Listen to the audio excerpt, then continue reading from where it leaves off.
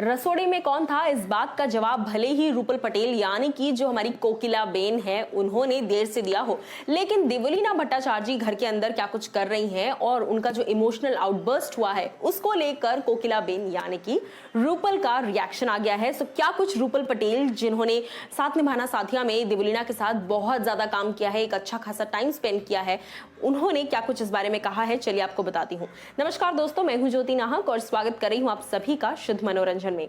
मैं आपको बता दूं कि स्पॉट बॉय से बातचीत के दौरान रूपल पटेल, जिन्होंने बहुत सारी बातें कही देवलीना के बारे में, सबसे पहले तो उनसे पूछा गया कि आपने जब प्रोमो देखा क्या कुछ आप कहना चाहेंगी, देवलीना का इतना एक्सट्रीम रिएक्शन निकला है। तो वो कहती हैं, I saw the Promos and in the video Devlina is clearly saying इसने मेरे घर के लिए बोला है and I feel that has made her react like this. When somebody attacks you on a personal level and says things against your family, it is definitely, and loved ones, it becomes very difficult for anybody to take it.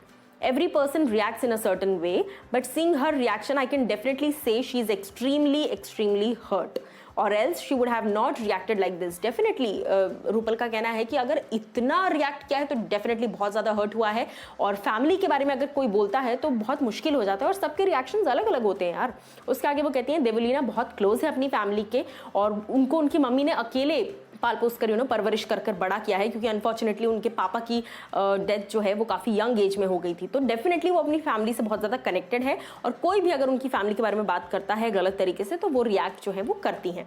उसके आगे वो बोलती हैं कि देवलीना जो है बहुत young age में उनके फादर जो है वो पास्ड आउट हो गए थे और उसी के साथ साथ वो कहती हैं उनका भाई भी बहुत छोटा था, वो भी उन्हें छोड़कर चला गया। उसके बाद देवलीना खुद यहाँ से असम से निकलकर वो दिल्ली आई, उन्होंने अपनी पढ़ाई की, उसके बाद उन्होंने ज्वेलरी डिज़ाइनिंग सीखा, उसके बाद वो इस इंडस्ट्री में धीरे धीरे उन्होंने कदम रखा, इंडस्ट्री में अपना इतना बड़ा नाम बनाया। तो ये सारी चीज़ें जो है वो कहीं ना कहीं अपने जहन में रखकर चलती है और उसने बहुत स्ट्रगल किया है, बहुत एक्सट्रीम डिफिकल्ट टाइम देखा है उसने अपनी लाइफ में और खुद उसने अपने आप को बनाया है, सेल्फ मेड वुमेन है वो।